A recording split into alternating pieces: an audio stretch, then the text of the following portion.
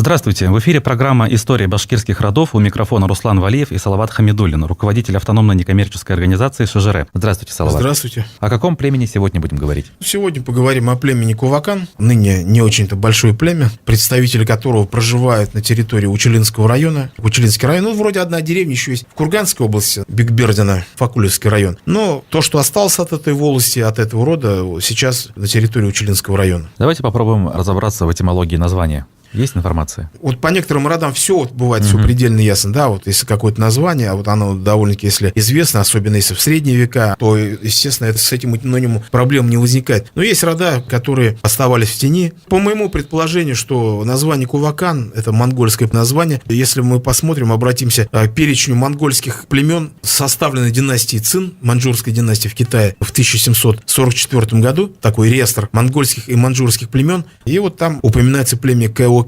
Созвучно. Возможно, и Кувакан как-то взаимосвязаны. Ну, поскольку других вариантов просто нет вот по созвучию, поэтому пока вот пусть это остается как бы в виде такой рабочей гипотезы. В Википедии я вот вижу, пишет, что Кувакан – племя древнетюркского происхождения в составе табынских башкир.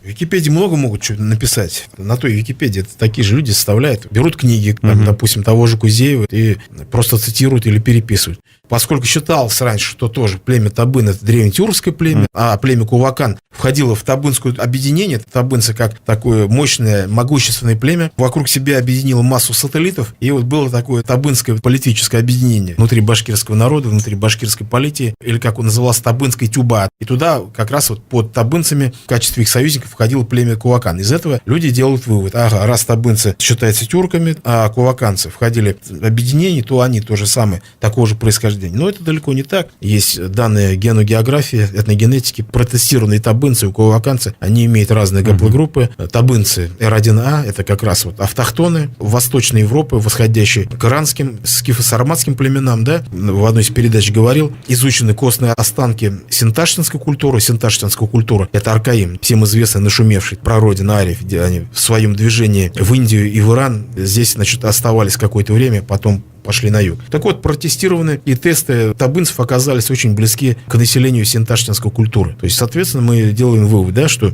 потомками вот этих синташтинцев стала андроновская культура, то есть вот это индоевропейская, сарматская, ямная и так далее. Это здесь. А куваканцы у них чисто восточная гаплогруппа N1C и как раз те субклады, которые уходят именно на территорию Центральной Азии и Монголии и так далее. Я считаю, что куваканцы — это племя изначально было монгольского происхождения. Я не знаю, в какое время, в какой период они здесь оказались. Ну, скорее всего, раз есть племя Кувакан в самой Монголии фиксируется, наверное, скорее всего, это вот нужно связывать со временем Чингисхана, с нашествием монголов. То есть никак не раньше. Понятно, что они могли остаться именно в этот период. Да, то есть это монгольское нашествие, и какая-то часть куваканцев оторвалась от основной части монголов, вошла в состав башкирского народа, и все. Двигаясь дальше, что мы знаем в средневековый период об этом племени? В средние века в одной из передач говорили, что многие башкирские племена, которые оказались в эпицентре горно-заводской колонизации, потеряв свои вотчинные земли и утрачивали память о своей истории, это вот взаимосвязано это было. Многих оказались утерянными и даже их ШЖР. Собственно, куваканского ШЖР его даже и не существует. По крайней мере, ученые пока не обнаружили. А как ученые идентифицируют рода и территорию их проживания, когда нет ШЖР? Есть документы, есть архивные документы, да. Русские документы, они же состояли в переписке с правительством по поводу своих вотчин и так далее. И Куваканская волость, если вот мы посмотрим на акты правительства 17-18 веков, ну, в основном 18 веков, конечно, это вот как раз они занимали территорию уже даже не Учелинского района современного,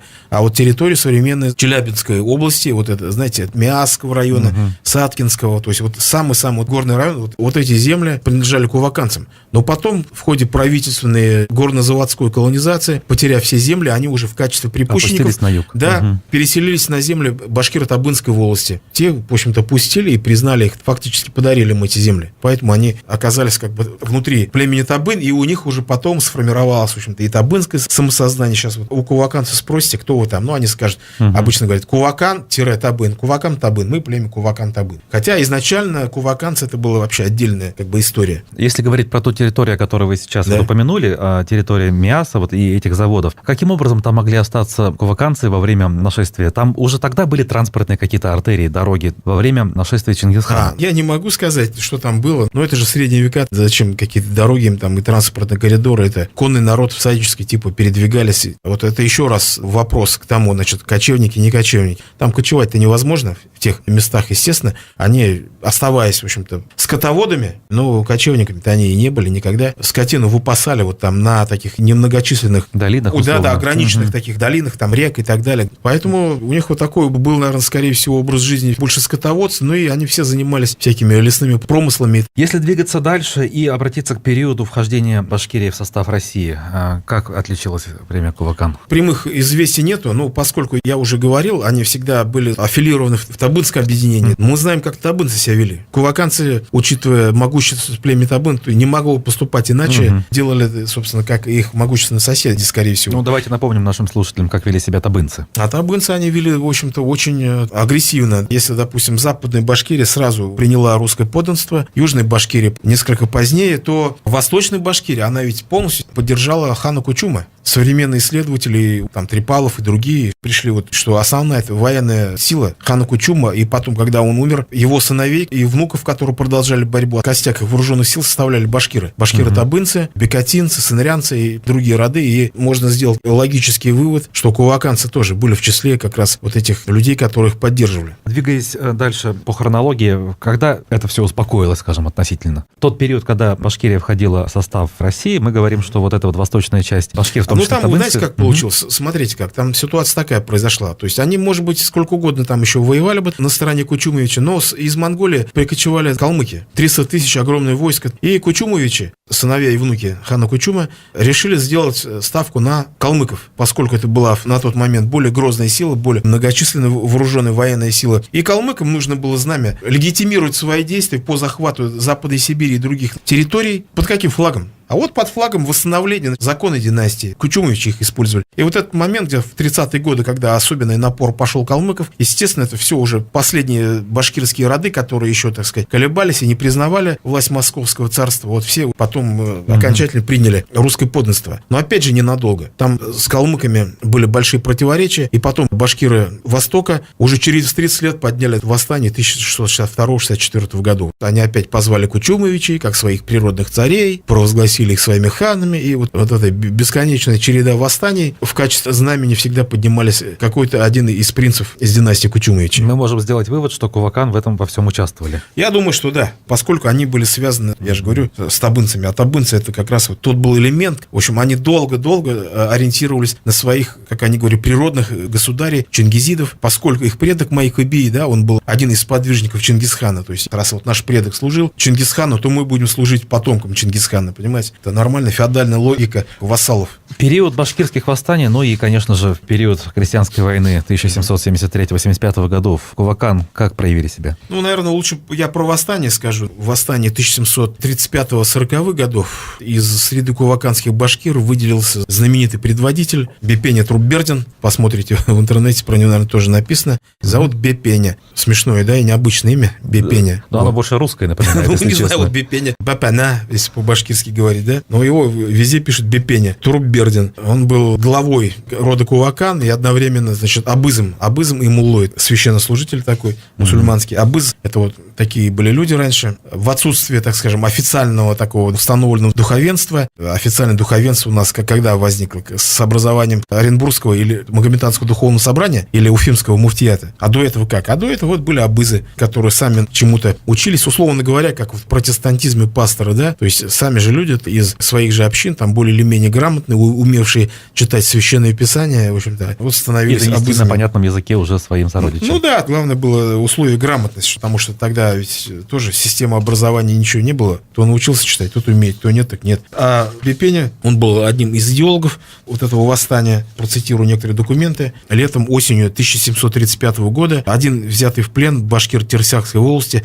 Сабан Севергулов показывал: первое воровство и бунт на сибирской дороге начал в Каратабынской волости башкирец Юсуп Арыков. Советуя с башкирцами той же волости Джанбаем, волости Айлинской с Алай Жиангулом и так далее, и так далее. И волости Куваканской с Абызом с Бепенью Турбердиным, в то время, когда начали строить Верхояицкую пристань, для того, чтобы той пристани строить не допускать, объявляя, что она строится на их земле. Вот непосредственным предлогом у них было, что вот Верхояицкая пристань, это сейчас город Верхнеуральск, что вот она строится на наших волостных землях. В Википедии и нашел я статью про Бепеню. Здесь фамилия у него пишется Торуп-Бердин. Ну, Торуп-Бердин, то есть встал и дал, короче. Здесь дается информация, что он умер на территории Мензелинска современного и Татарстана в 1739 году. Ну, казнен там был, потому что, значит, Мензелинск, это тоже ведь он, строительство Мензелинска на башкирских землях, опять же, он был построен в 1640 каком-то году, а в 1645 году тоже, это 100 лет ранее, было восстание по поводу основания Мензелинска. Мензелинск, он был одним из мест массовых казней башкир. Вот, это был такой форпост. Были остроги, туда свозили и, в общем, некоторых казнили. Кстати, и в том числе вот как раз и Бепеня Турбердин, ну и других там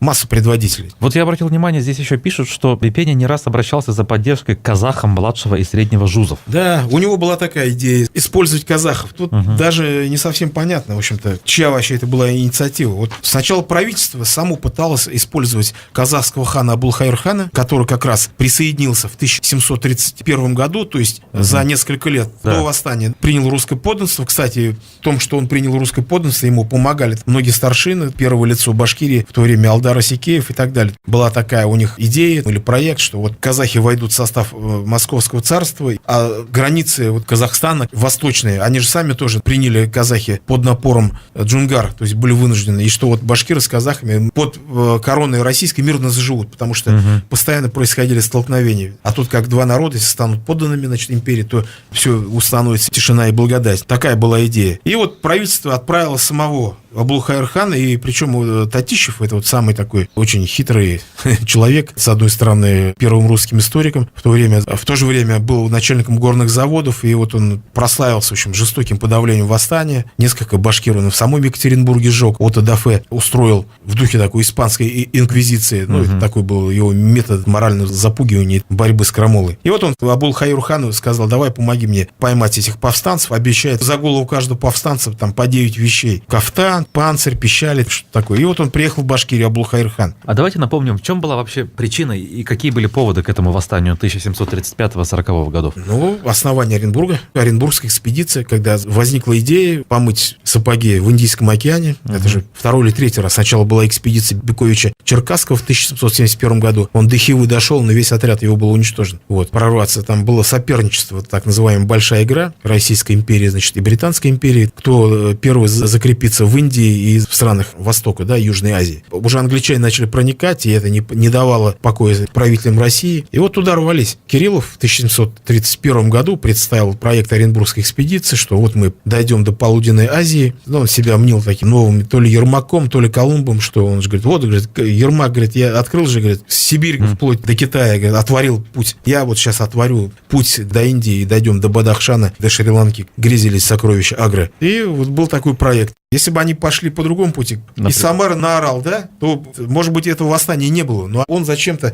решил сделать ставку Уфу, и причем почему-то думал, что башкиры, значит, ему, наоборот, помогут в его экспедиции. А тут они увидели совсем другое, что вот сзади Башкирии стали строить город Оренбург и испугались, что вообще им закроют путь соединения с Средней Азией, да, и Башкирия потеряет свой вот этот полунезависимый статус. И вот восстание началось. А Верхояицкая крепость, Верхнеуральская, это просто была один из форпостов, который предполагалось построить вдоль реки Яик. И вот восстание началось. И вот когда Абулхайр-хан приехал, процитирую, Устюгов писал: Абулхайр-хан не удалось схватить башкирских предводителей, но наоборот, Бепеня его полностью подчинил своему влиянию. Вот Устюгов, историк, пишет: умный и изворотливый, достаточно образован для своей среды, убежденный противник царской колониальной политики, критикующий эту политику с позиции вольного слуги периода феодальной раздробленности, организатор, умеющий влиять на массы, Бепеня был таким руководителем башкир, тягаться с которым Абулхайр-хану было явно не под силу. Бепеня сумел заставить Абулхайра стать на свою точку зрения. Потом уже Бепеня начал наоборот. Татищев хотел его использовать, а тут уже Бепеня начал использовать Абулхайр-хана в свою пользу. поскольку Абулхайр-хана, нового подданного Казахстана, правительство не могло тронуть, ничего с ним не могло сделать. Бепени, пользуясь этим, начал от имени Абулхайр-хана писать странные, значит, эти приказы. То есть он был еще талантливым стратегом, получается. Да. И тут Абулхайр-хан там странные вещи начинает делать, пишет там уфимскому коменданту, пишет тебе Абулхайр-хан, ты прекращает там делать, начинает указывать, ты там типа мой слуга и все такое. А автором всех этих приказов был Бепени, то есть такая была смешная ситуация. В итоге ничего из этого не вышло. Абулхайр-хан понял тоже, что ничего из этого не выйдет, попросился, значит, домой и, в общем-то, уехал с концами, одним словом. А Бепени, значит, после там ряда сражений, кстати, у него там одно было удачное сражение, отряд под его предводительством атаковал Ямбурский драгунский полк во главе с майором Фишером. Разгромили, значит, отряд вот этот Ямбурского полка. Ну, еще там были военные акции. Но все-таки он больше был идеологом. И потом в итоге, значит, его поймали, и он был казнен. Но я хотел о другой личности сказать. Куваканской волости это великий шейх Зайнулла Расулев. В каком периоде он жил? В конце 19 века, в начале 20-го. Выдающийся религиозный деятель, суфийский шейх. У него был титул Кутуб аз-Заман, то есть полюс времени. Если вот кто понимает в суфизме, это как раз вот высший титул в суфийской вот такой иерархии. Был он представителем тариката Накшбандия, Муджахидия, Халидия. Его силсила, то есть цепочка духовной преемственности, восходит к Ахмаду Серхинди, этому знаменитому шейху, который жил в Индии в 16-м, первой половине 17 веков. Но он оказал огромное влияние на... То есть не только на племя, а в целом на просветитель, нацию. Да, был просветителем башкирского народа. Когда он умирал, Бартольд привел слова некролога, в котором были такие слова: «Умер духовный король башкирского народа». Как раз у него знаменитая мадресе Расулии в городе Троицк, которая, в общем-то, подготовила всю фактически предреволюционную башкирскую интеллигенцию. В том числе Ахмед Заки Валиди, поскольку отец Ахмед Заки Валиди был мюридом шейха Зайнулла Расулева. Вот. У Ахмед Заки Валиди есть такие слова: если бы не шейх Зайнулла Расулев, наверное, я в свои 15 лет стал, как многие свои сверстники, каким-нибудь приказчиком у какого-нибудь там богатого купца. Благодаря ему я вот стал именно тем, кем я стал. Но это был очень великий шейх. Вот недавно в Дагестане построили в Махачкале мечеть имени, значит, Зайнуллы Расулева. В Дагестане он очень сильно котируется там, поскольку по его вот силсиле относятся многие, значит, дагестанские шейхи и мюриды, которые сейчас являются там духовными авторитетами в Дагестане. И в Казахстане тоже он там, поскольку многие казахи, казахские религиозные деятели тоже были учениками Зайнуллы Расулева. Спасибо. Я напоминаю, что в эфире была программа «История башкирских родов». У нас в гостях был руководитель автономной некоммерческой организации ШЖР Салават Хамидуллин. До свидания.